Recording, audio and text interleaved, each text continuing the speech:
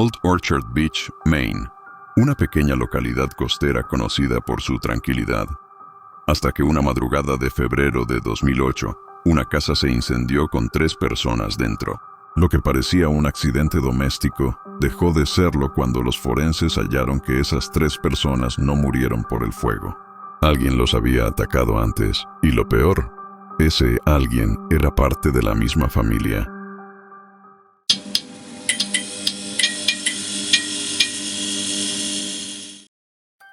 Old Orchard Beach es un lugar que fuera del verano parece adormecido.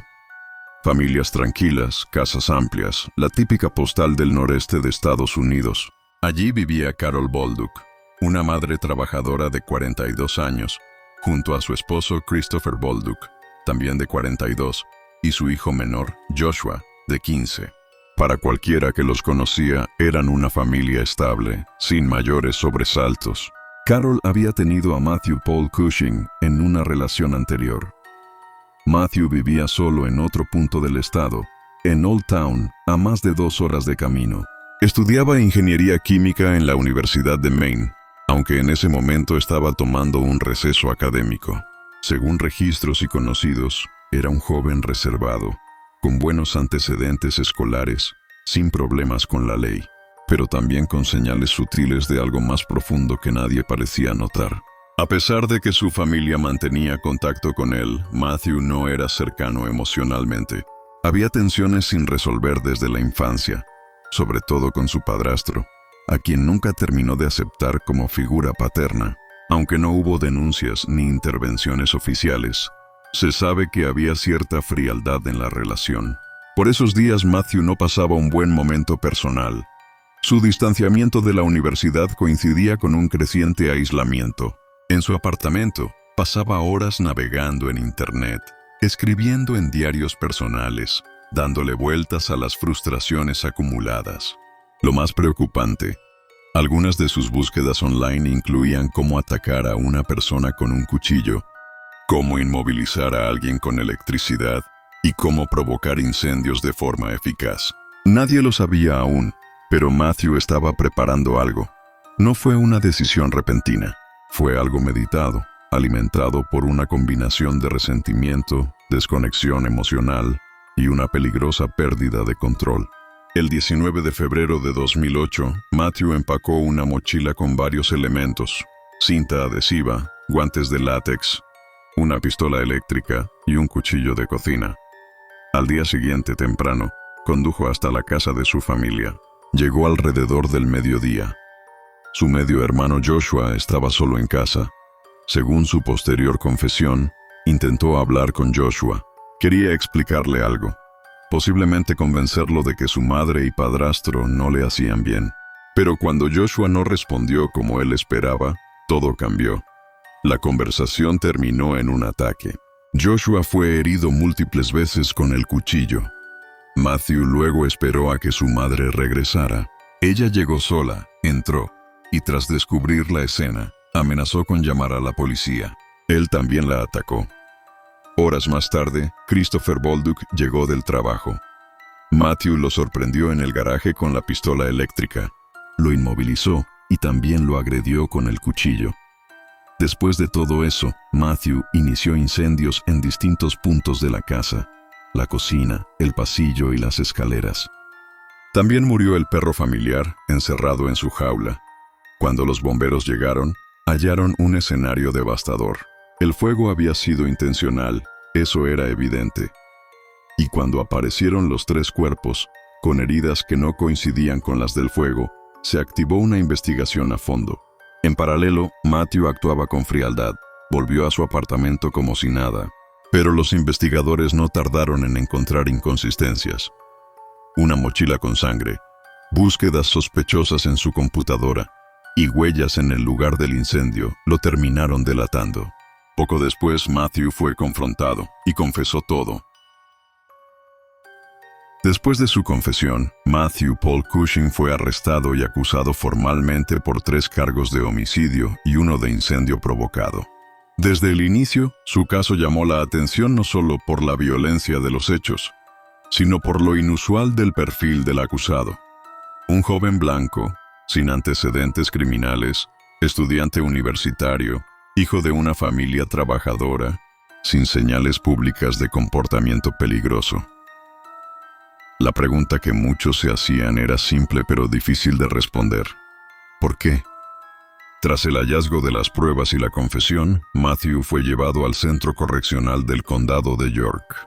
Los investigadores encontraron en su apartamento una mochila con un cuchillo ensangrentado, guantes, la pistola eléctrica que usó y ropa quemada.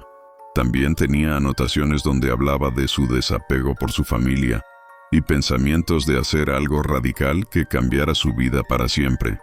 El caso fue cerrado en términos de culpabilidad casi desde el principio, pero el juicio seguiría adelante para formalizar su sentencia y revisar si cabía alguna medida alternativa, como una declaración de enfermedad mental.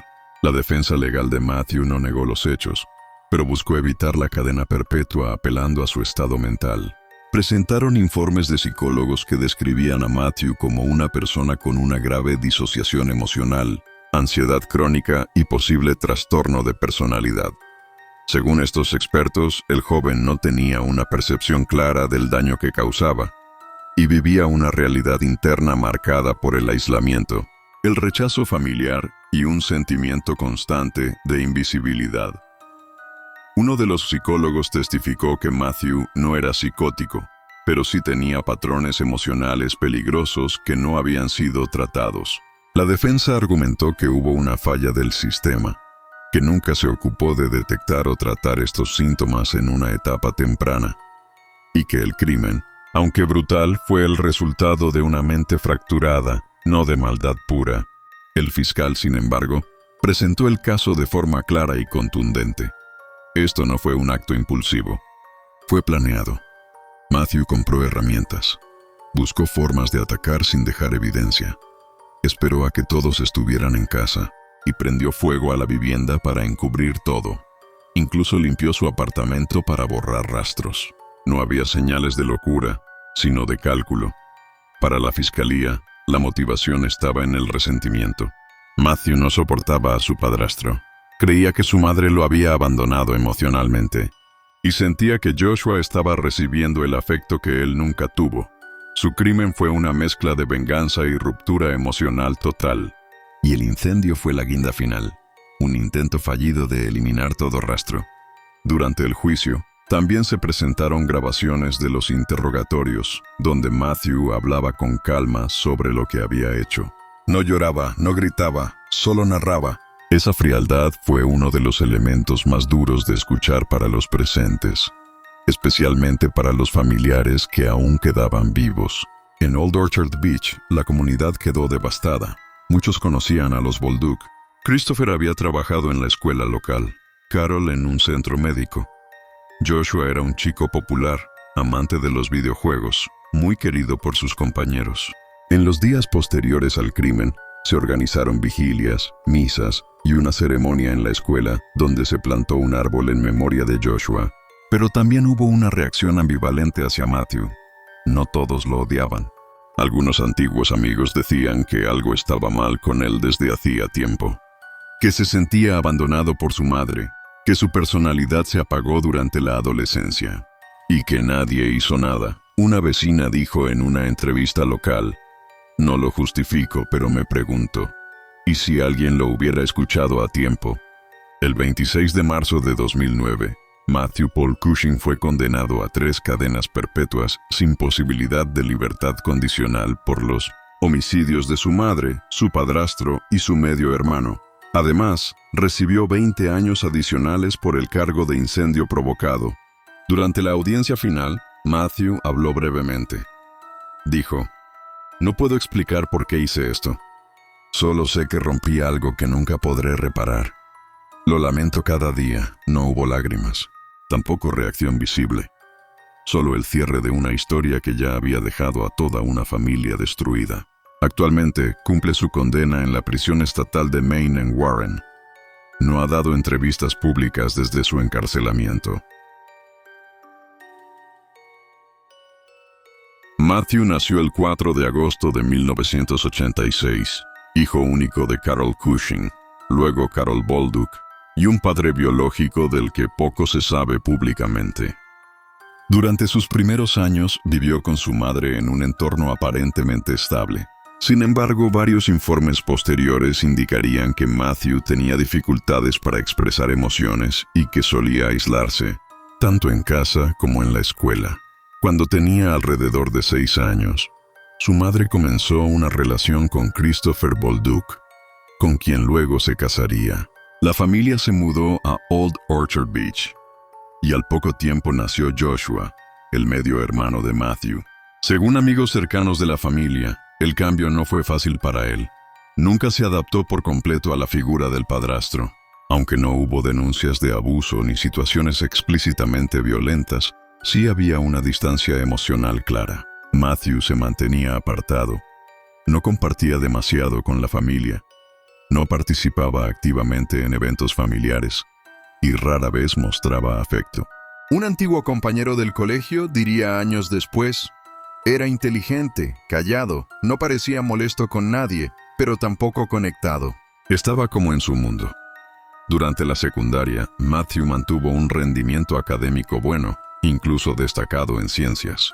Esto le permitió ingresar a la Universidad de Maine, donde comenzó a estudiar ingeniería química. Pero a pesar de su capacidad intelectual, su vida social era prácticamente inexistente. No tenía amistades cercanas. No salía. Y como revelaría la investigación más adelante, comenzó a desarrollar una rutina de aislamiento cada vez más marcada. Mientras tanto, su familia continuaba con su vida. Joshua, su medio hermano, se convertía en un adolescente sociable, con buenas calificaciones, amigos y una relación cercana con su madre y padrastro. Esto, según los psicólogos del caso, profundizó el resentimiento silencioso de Matthew. Él sentía, aunque nunca lo dijo directamente, que había sido desplazado, que su madre había empezado una nueva vida donde él no encajaba. Su madre, Carol, según sus allegados, siempre habló bien de él, aunque también notaban que no hablaba con frecuencia del muchacho. Un conocido de la familia dijo en una entrevista local: Carol lo amaba, pero era como si no supiera cómo acercarse, y él tampoco se dejaba. Esta es la pregunta más difícil del caso. No hubo antecedentes, no hubo abusos conocidos, no hubo alertas oficiales. Solo un joven con una mente llena de resentimientos no procesados, con una capacidad de razonamiento alto, pero una desconexión afectiva total, que un día decidió que su familia era un obstáculo y no una raíz. No es una historia de maldad clásica, es una historia de ruptura, de vacío y de consecuencias irreversibles.